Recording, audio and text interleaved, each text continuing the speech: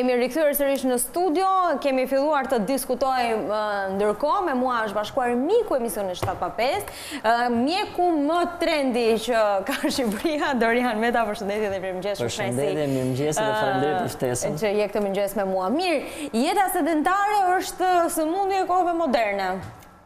Më shumë se sa sëmundje do të thosh patologji. Patologji e kohëve moderne. Që do të thotë është ndruar në një gjë të domosdoshme, pra ne duhet jemi çik sedentar për të ndjerë problematikat tona, për të komunikuar me trupin tonë, se në të kundërt nëse jemi aktiv, kujtojmë se me aktivitetin mund të largojmë probleme, në të vërtet nëse kemi një problem ai vetëm shtohet dhe përkeqësohet. Kështu që sedentariteti është tashmë një patologji, do të ta përcaktoja si një patologji reale dhe efektive. Çfarë duhet të bëjmë për të shpëtuar nga kjo jeta ku pjesën më të madhe të kohës e kalojmë në zyrë të ulur, e kalojmë në makinë duke udhëtuar, e kalojmë në shtëpi duke ndendur përpara televizorit të ulur në divan. Çfarë duhet të bëjmë për të dalë nga kjo?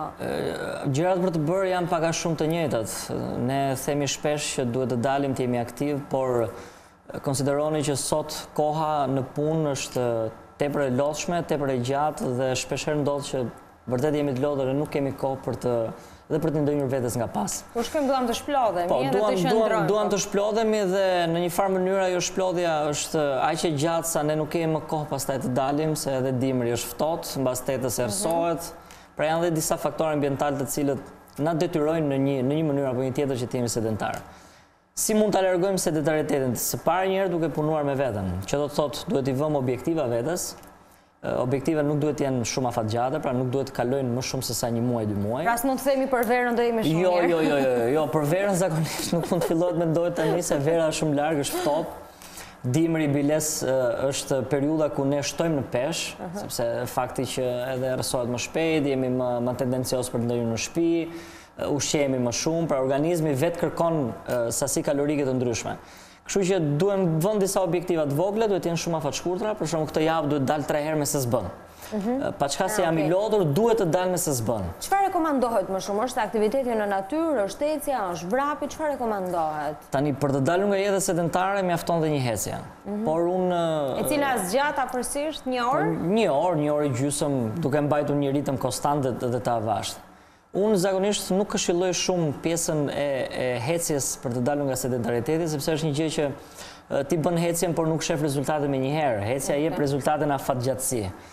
Këshilloj aktivitete më ritmike, ndonjë palestër do ishte mirë, ose nëse do dalim në natyrë nga liçeni, duhet të jetë vrap më shumë se sa hecje. Okej, kur themi aktivitet në palestër, ka një sport i cili na jep rezultate më të shpejta që ti je i kënaqur me rezultatet, apo ajo rutina e përditshme do të japi rezultate në një moment saktuar nëse ti bën pak kardio, bën pak vejklam? Tani fillohet menjëherë, domethënë faza e parë e përgatitjes në nivel palestre sigurisht që është pjesa kardiorespiratore. Nuk mund të fillojmë një aktivitet palestre ose për të dalur nga ky sedentaritet me pesha apo me aerobira, me ushtrime të tjera të cilat janë ushtrime të kombinuara. Kërkojnë mbi gjitha frymë dhe forcë, dhe nëse ne nuk i bëjmë këto më përpara, rezulton që nuk është produktive. Fillojnë krijohet acidi laktike, ka dhimbje, ka shqetësime dhe konsiderojnë që njëri është mezi shkon në palestër, të ketë edhe dhimbje në palestër që ditët e para, atëherë thotë unë shekot isha mirë ku isha dhe kthehet në sedentaritetin e tij. Kështu që këshilloj që nëse do jetë aktivitet palestre të jetë absolutisht dedikuar në fillimin e tij, pra 2 javët e para, maksimumi deri në 3 javët e para, me pjesën e kardiorespiratore. Pra të përmirësojmë frymarrjen, të përmirësojmë fluksin e gjakut dhe automatikisht muskujt vjen në punë vetë pastaj. Noti është një alternativë? Noti është një alternativë, por kohët e fundit noti ka rezultuar që nuk duhet të jetë një sport i monopraktikuar, pra nuk duhet bërë vetëm not, duhet bërë not, por duhet shoqërohet me aktivitet fizik. Kjo mund të jetë hecja, sepse noti uji ka një gravitet ndryshe nga e hecura jon, pra nga fakti që ne jemi mbi tokë. Duke qenë që graviteti i ujit na mban mbi peshë, kockat ndikojnë njerëz zakonisht shumë në forcën e tyre, pra fillon të bie densiteti kockor dhe muskujt, pa çka se mund të kenë një formë të bukur, nëse nuk shoqërohen me aktivitet palestre fizik, pra me pesha, atrofizohen. Humbim volumin e tyre dhe forcën e tyre, sepse jemi në një ambient që nuk është joni, me pak fjalë. Kur jemi në palestër dhe stërvitemi, me apo pa pesha? Atëherë, absolutisht pa pesha si bazë, por nëse do vëm një peshë maksimale ajo nuk duhet tjetë asnjëherë më shumë se 1/3 e peshës fundit që ti ke bërë përgatitjen tënde fizike. Që do thot, nëse ne jemi përgatitur ose kemi punuar me një peshë 5 kg, dikur, ajo peshë nuk duhet kaloj, pra nuk duhet kaloj 7 ose 8 kg maksimumi në fazën kur ti rikthehesh në aktivitet fizik. Po zakonisht nuk duhet punuar me pesha. Peshat japin probleme sekundare, por nëse ka një problem primar që mund të jetë një problem strukturor, një problem muskular, peshat thjesht e përkeqësojnë këtë gjë dhe pastaj ndodhin faza që nuk rekuperohen dot. Dorin, nuk bëjmë jetë sedentare vetëm ne, por për shkak të mënyrës tonë të jetesës bëjnë edhe fëmijët, sepse nëse një prind kalon pjesën më të madhe të kohës pas e kthehet nga puna në shtëpi dhe fëmia është i detyruar që të qëndrojë në shtëpi. Çfarë duhet bëjmë për fëmijët? Çfarë është më e rekomandueshme për fëmijët? Për fëmijët është një temë që unë e kam shumë për zemër sepse po shohim gjithmonë më shumë në një statistikë të nxjerrur nga BSH-ja, rezulton që në 10 vjeçarin e ardhshëm do kemi afërsisht një shtim të problemeve ortopedike rreth 20-25%. Dhe kjo është ulur si grup mosha që shkon nga mosha 12-13 deri në moshën 20-25. Nëse shikojmë shifra, janë vërtet të frikshme si shifra.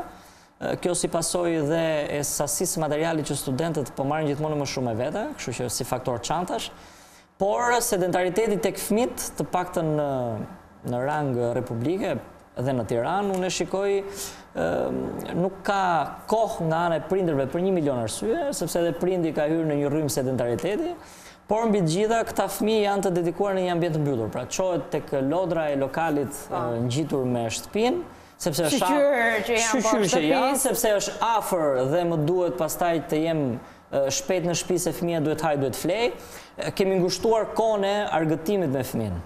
Dhe mbi të gjitha i kemi reduktuar fëmijës kohën e tij për të raportuar me shokët, një dhe e dyta për të raportuar me fizikun e tij. Fëmia ka një organizëm 100 herë më aktiv se sa prindi. Dhe nëse ky hiperaktivitet tek fëmia është gjë normale, hiperaktiviteti. Tek një adult nuk është normal të jesh hiperaktiv. Tek fëmia është gjë më normale sepse ka një metabolizëm jashtëzakonisht të ndezur dhe të shpejtë.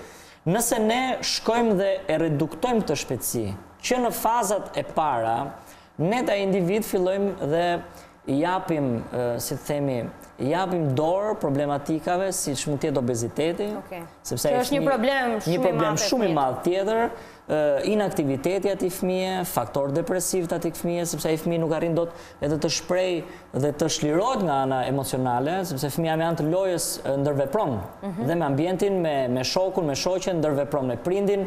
Kështu që te ky fëmijë sa më shumë ne shtojmë sedentaritetin, aq më shumë rrisim faktor problematikash që mund të dalin në një moment të dytë. Çfarë duhet të bëjmë?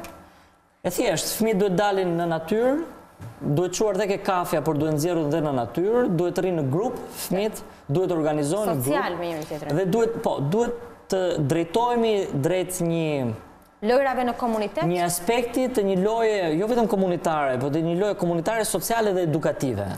Domethënë nuk duhet thënë kjo është loja ime dhe nuk duhet ta marri, prindrit duhet të organizohen me njëri tjetrin. Që fëmijët të organizohen me njëri tjetrin. Prindi gjithmonë është shembull. Nuk është e vështirë. E kemi pas kaq shumë të zhvilluar në komunizëm sa hoqëm dorë komplet pastaj në. Tash socializmi këtë sjell, kështu që shpresojmë që kjo të ketë mbetur si bazë. Nuk diskutohet, kohët janë të ndryshme, më përpara kishte më shumë qetësi mes shoqërisë. Na nisëm të marrim lojra sa më të shtrenjta, po që ai të jetë për të mbajtur në shtëpi. Për të qenë individual. Ne duam të blejmë lojra të shtrenjta. Për mos ta më pas celulari, ja? Eksakte. Ne blejmë lojra të shtrenjta për të bërë që ky fëmijë të jetë sedentar. Atëherë duhet dalim nga ky kontest. Fëmijët duhet dalin në natyrë, duhet të lozin në natyrë, po edhe në shtëpi nuk është keq të hiqet priza televizorit, të fshihet televizori në një dollap. Unë e kam bërë personalisht. Vërtet? Po, absolutisht. Dhe automatikisht duhet thënë fëmijës nuk ka televizor, kështu që angazhohu. Me atë që ke as celular asgjë dhe fëmijët angazhohen. Nuk është e vështirë, nëse punohet shpejt, fëmia brenda 24 orëve ka kapacitet të ndryshojë të gjithë pikpamjen e tij në lidhje me veten mbi të gjitha, sepse është më kërkues, do ha më mirë, pra ushqehet më mirë nëse është aktiv dhe shpreh aktivitetin e tij, është më i komunikueshëm sepse ka lëshuar gjithë fazën e tij emocionale negative, është më i qetë gjatë gjumit, pra fle më gjatë, dhe këtë e them jo unë, po e thon studimet të cilat janë bërë, Pra, në fundit të largosh fëmijë nga sedentariteti nuk është gjeteti vetëm se të përmirësosh stilin e tij të jetesës dhe të japësh mundësinë atij fëmie që mos të ketë pastaj problematika edhe shoqërore, emocionale, relacionale e kështu me radhë. Dori, ishte shumë kënaqësi që ishe këtu mëngjes. Do të jemi sërish së bashku për të diskutuar për çështje të tilla të cilat janë kaq të ndjeshme për qytetarët. Në fund të ditës shëndeti është më i rëndësishëm se çdo gjë tjetër.